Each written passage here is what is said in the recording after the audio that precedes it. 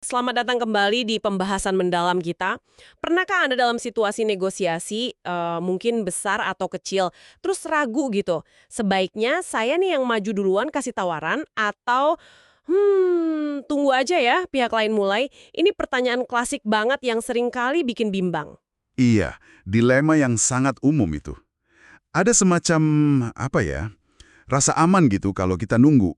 Kayak bisa ngintip kartu lawan dulu lah sebelum kita buka kartu sendiri. Tapi pertanyaannya, rasa aman itu sepadan nggak sih sama hasil yang mungkin kita lewatkan? Nah, tepat sekali. Itu dia inti penelusuran kita hari ini. Kita bakal kupas tuntas ini. Kita merujuk ke bab 7 dari sumber yang Anda bagikan, Getting More of What You Want. Judul babnya aja udah nanya, siapa yang sebaiknya mulai? Apa iya yang bicara pertama itu benar-benar kalah? Jadi misi kita biar paham kapan sebaiknya Anda maju duluan, kapan lebih bijak nunggu. Dan apa sih kata riset sama psikologi di balik ini semua? Siap ya kita menyelam lebih dalam? Mari kita mulai. Oke, jadi secara naluriah nih, banyak orang merasa, ya udah nunggu aja deh. Logikanya kan kita bisa dapat info dulu, lihat mereka maunya seberapa jauh, baru kita tunjukin posisi kita. Gitu kan? Betul. Intuisi ini kuat banget memang. Sumber kita nyebut ada survei. Di survei itu sekitar 80% orang ternyata lebih suka nerima tawaran pertama daripada ngasih. Alasannya seringkali takut salah, takut nawar ketinggian atau kerendahan, terus malah rugi sendiri. Ada contoh menarik tuh di sumber kita, pengalaman salah satu penulisnya, Margaret, sama agen real estate. Agennya ini ngotot banget bilang, penjual yang kasih harga duluan itu pasti rugi. Tapi kalau kita pikir-pikir, bukannya penjual rumah itu selalu ya pasang harga listing di awal? Hahaha, iya juga ya. Itu kan udah tawaran pertama banget. Agak ironis ya jadinya. Betul. Dan ironi itu diperkuat lagi sama temuan riset. Yang menarik di sini, riset justru secara konsisten nunjukin kalau bikin tawaran pertama itu seringkali malah ngasih keuntungan strategis. Signifikan loh. Kenapa bisa gitu? Nah, jawabannya ada di fenomena psikologis yang kuat banget. Namanya efek jangkar atau anchoring effect. Efek jangkar. Kedengarannya kayak sesuatu yang nahan kita gitu ya? Lebih tepatnya, nahan negosiasi di sekitar titik tertentu. Coba bayangin jangkar kapal deh. Pas jangkar itu udah nyentuh dasar, kapal kan geraknya jadi terbatas di sekitar titik itu aja. Nah, tawaran pertama dalam negosiasi itu kerjanya mirip gitu. Dia menetapkan titik referensi awal yang kuat banget di pikiran semua pihak. Oh, jadi negosiasi selanjutnya itu cenderung berlabuh di dekat angka pertama itu. Tepat sekali. Bahkan nih, waktu orang coba melakukan penyesuaian dari jangkar itu, penyesuaiannya seringkali nggak cukup jauh. Tawaran pertama itu kayak udah ngebentuk medan perangnya gitu. Dia menetapkan batas-batas psikologis soal apa yang dianggap masuk akal. Ini nih, bagian yang bikin penasaran. Seberapa kuat sih efek jangkar ini? Apa cuma berlaku kalau tawarannya relevan aja? Nah, disinilah letak kekuatannya yang, wah, mengejutkan. Efek jangkar ini bisa kuat banget, bahkan ketika jangkar itu sendiri jelas-jelas nggak relevan sama sekali sama keputusan yang mau dibuat. Nggak relevan sama sekali. Kok bisa gitu? Ada studi klasik yang terkenal banget dari Tversky sama Kahneman. Mereka ini pionir di psikologi kognitif. Mereka bikin eksperimen, orang diminta nebak persentase negara Afrika yang jadi anggota PBB. Nah, sebelum nebak, mereka disuruh muter semacam roda keberuntungan gitu, isinya angka 0 sampai 100. Tapi, rodanya ini udah diatur. Buat sebagian peserta berhentinya di angka 10, buat sebagian lagi di 65. Angka acak banget itu ya. Nggak ada hubungannya sama PBB atau Afrika. Terus hasilnya gimana? Hasilnya luar biasa.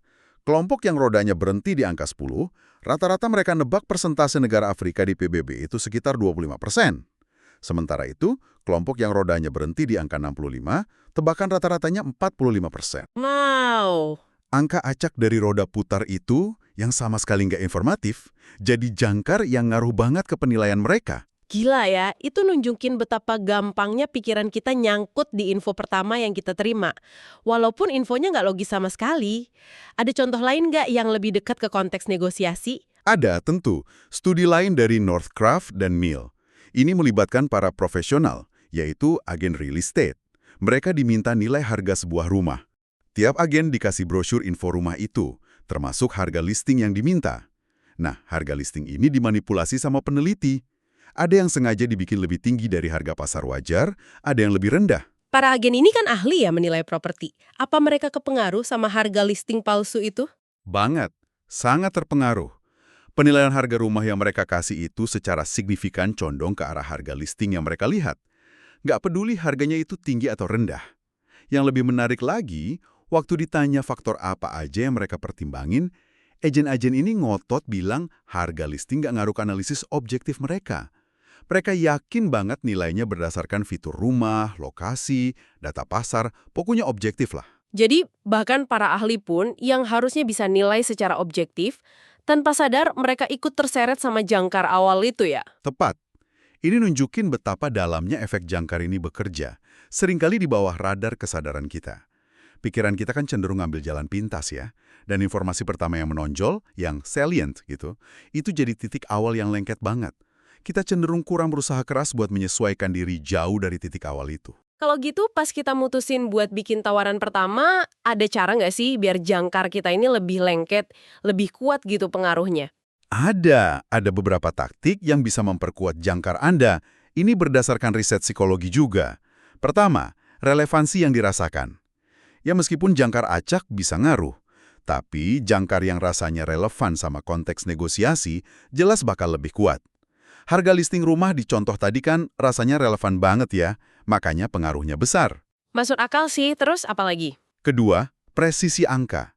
Tawaran yang pakai angka spesifik, nggak bulat. Misalnya Rp48.750.000.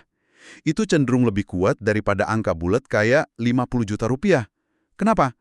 Angka presisi itu ngasih kesan kalau Anda udah ngitung matang, udah riset, udah tahu persis nilainya. Ini bikin lawan bicara ngerasa angka Anda lebih kredibel, jadi lebih susah buat digeser jauh. Wah, ini detail menarik. Jadi kalau saya mau nawar harga mobil bekas misalnya, jangan bilang sekitar 90 juta gitu ya. Tapi mungkin lebih baik saya tawar 87.500.000 biar kesannya udah cek sana sini gitu. Persis kayak gitu. Kesannya Anda nggak asal ngomong. Tentu ini harus tetap dalam batas wajar ya. Tapi presisi itu ngasih sinyal persiapan. Nah, faktor ketiga itu justifikasi. Kasih alasan di balik tawaran Anda, itu bikin lebih persuasif. Menariknya nih, ada riset klasik dari Ellen Langer. Itu nunjukin kadang-kadang sekedar adanya alasan aja udah cukup. Cukup buat ningkatin kepatuhan, meskipun alasannya nggak kuat-kuat amat. Kayak, bolehkah saya fotokopi duluan karena saya harus fotokopi? Aneh kan? Tapi ngaruh. Tentu aja, dalam negosiasi serius, justifikasi yang objektif, logis, berbasis data, itu bakal jauh lebih efektif. Ini nunjukin tawaran Anda bukan angka asal-asalan. Anggaplah kita udah berani nih bikin tawaran pertama. Udah relevan, presisi, mungkin pakai justifikasi juga. Terus apa yang bisa terjadi selanjutnya? Sumber kita ngasih 3 kemungkinan hasil utama ya. Iya, mari kita bedah satu persatu sama implikasinya. Pertama nih, tawaran Anda langsung diterima. Sekilas bagus banget kan? Deal cepat sesuai mau kita. Tapi secara psikologis, ini seringkali justru bikin nyesal. Kita langsung mikir, waduh, jangan-jangan tawaran saya kemurahan ya. Harusnya tadi bisa dapat lebih bagus nih. Sumbernya bilang ini bisa nurunin kepuasan kita sama hasil negosiasi, meskipun objektifnya kita capai target. Ini mirip fenomena kutukan pemenang atau winner's curse di lelang gitu. Anda menang, tapi langsung curiga, jangan-jangan bayarnya kemahalan. Kalau di sini, Anda dapat apa yang Anda minta, tapi curiga mintanya kerendahan. Oke, kemungkinan kedua, tawaran Anda ditolak mentah-mentah. Bahkan mungkin lawan bicara ngancem mau pergi. Wah, ini jelas skenario yang nggak enak ya. Jangkar Anda mungkin terlalu ekstrim atau nggak realistis. Dianggap nggak serius jadinya. Akibatnya apa? Anda kehilangan momentum buat ngelanjutin negosiasi, Anda mungkin harus ngasih konsesi sepihak cuma buat narik mereka balik lagi. Ini kan sinyal kalau Anda butuh banget deal itu. Jelas posisi tawar Anda jadi lemah. Nah, ini resiko dari jangkar yang terlalu agresif, tapi nggak dikalibrasi dengan baik. Bisa kehilangan kredibilitas, terus jadi terpaksa ngejar lawan bicara. Itu ngasih kekuatan lebih ke mereka jadinya. Lalu kemungkinan ketiga, yang menurut sumber kita ini hasil paling ideal dari tawaran pertama. Yaitu, tawaran Anda dibalas dengan tawaran balik, counter offer. Artinya apa nih? Ini sinyal positif. Artinya, meskipun tawaran Anda mungkin dianggap terlalu untungin Anda, tapi masih dianggap cukup masuk akal lah buat ditanggepin. Tawaran Anda berhasil jadi jangkar. Tawaran balik dari lawan bicara itu terus nentuin ujung lain dari rentang tawar-menawar. Nah, sekarang negosiasi yang sesungguhnya baru bisa dimulai. Anda udah berhasil ngebentuk zona di mana kemungkinan kesepakatan bakal terjadi. Jadi counter offer itu bukan penolakan ya, tapi justru kayak undangan buat mulai menari dalam negosiasi. Nah, setelah kita tahu nih kekuatan bikin tawaran pertama, apa berarti kita selalu harus jadi yang pertama? Atau di situasi di mana nunggu justru lebih strategis? Pertanyaan bagus. Meskipun secara umum bikin tawaran pertama seringkali lebih unggul ya, karena efek jangkar itu. Ada beberapa situasi spesifik di mana nunggu langkah lawan bicara itu bisa jadi pilihan yang lebih cerdas. Kapan aja tuh? Wah, ini penting nih biar nggak salah langkah. Situasi pertama itu kalau terjadi yang namanya asimetri informasi yang ekstrim. Maksudnya, salah satu pihak tahu jauh lebih banyak soal nilai sebenarnya daripada pihak lain. Gampangnya gini, kalau Anda tahu lawan bicara Anda itu benar-benar nggak tahu nilai asli barang yang lagi dinego, sementara Anda tahu persis nilainya, contoh di sumber kita itu ilustratif banget. Soal ubin keramik antik namanya Gruibi. Ubin Gruibi? Kedengerannya eksotis gitu ya? Memang, itu ubin dari era arts and crafts, dicari banget sama kolektor, harganya bisa ribuan dolar. Bayangin Anda lihat ubin ini nempel di meja beton tua jelek di pasar loak. Penjualnya mungkin nganggapnya cuma meja bekas yang nilainya rendah aja. Kalau Anda, yang tahu nilai aslinya, langsung nawar tinggi sesuai harga kolektor. Penjualnya bisa langsung curiga, loh, kok meja butut gini ditawar mahal, jangan-jangan ini berharga? Jadi tawaran tinggi kita malah bisa membangunkan macan tidur gitu ya? Tepat. Dalam kasus kayak gini, lebih baik biarin penjual yang nggak tahu itu ngajuin harga rendah sesuai persepsinya dia. Tawaran rendah mereka itu bakal jadi jangkar yang jauh lebih nguntungin buat Anda. Anda bisa pura-pura agak tertarik, terus nawar dikit di atas tawaran dia. Oke, jadi kalau ada ketidakseimbangan info yang gede banget dan untungin kita, biarin pihak yang nggak tahu itu ngomong duluan. Ada situasi lain kapan sebaiknya nunggu? Situasi kedua adalah kalau ada ketidakpastian yang sangat tinggi soal valuasi lawan bicara. Artinya, Anda benar-benar nggak punya gambaran sama sekali. Lawan bicara Anda ini nganggap suatu isu atau barang itu harganya 10 atau 1000. Rentangnya terlalu lebar, dan Anda nggak punya data atau info awal buat ngira-ngira. Jadi kita benar-benar buta gitu ya soal gimana mereka lihat nilai dari yang dinego? Betul. Dalam kondisi kayak gini, biarin mereka bikin tawaran pertama itu bisa ngasih info krusial. Tawaran mereka, ya meskipun mungkin ekstrim ya, tapi setidaknya ngasih petunjuk awal soal kerangka berpikir mereka. Soal gimana mereka nilai isu itu. Ini bisa bantu Anda buat ngalibrasi strategi Anda sebelum Anda lempar jangkar sendiri. Oke, jadi nunggu bisa bijaksana dalam dua skenario utama itu. Info nggak seimbang yang untungin kita, atau kita nggak tahu sama sekali valuasi lawan. Tapi bukannya nunggu itu berarti kita nyerahin keuntungan efek jangkar ke pihak lain ya. Kita yang bakal kena jangkar mereka dong. Gimana cara ngelawannya tuh? Tentu saja, itu resiko utamanya. Kalau Anda nunggu, ya Anda harus siap ngadepin jangkar dari tawaran pertama mereka. Cara terbaik buat ngelawannya? Jawabannya satu kata. Persiapan. Persiapan? Persiapan kayak gimana? Persiapan yang matang itu perisai terbaik Anda buat ngelawan jangkar lawan. Semakin baik Anda siap, semakin kebal Anda. Persiapan ini nyakup beberapa hal krusial. Pertama, tahu nilai sebenarnya dari apa yang dinego. Lakukan riset pasar, penilaian objektif, dan semacamnya. Kedua, tahu alternatif terbaik Anda terhadap kesepakatan yang dirundingkan. Atau sering disebut BATNA, Best Alternative to a Negotiated Agreement. Ini apa yang bakal Anda lakuin kalau negosiasinya gagal. Semakin kuat BATNA Anda, semakin besar kekuatan Anda. Ketiga, tahu batas bawah Anda atau reservation price. Ini titik di mana Anda mending pergi aja daripada nerima kesepakatan yang lebih buruk dari titik ini. Jadi dengan tahu nilai asli, BATNA, sama reservation price kita punya patokan internal yang kuat gitu ya? Tepat. Pengetahuan sama kepastian ini ngurangin ambiguitas. Dan efek jangkar itu paling kuat kerjanya pas kondisi ambigu, kalau Anda tahu persis berapa nilai sesuatu buat Anda dan apa alternatif Anda.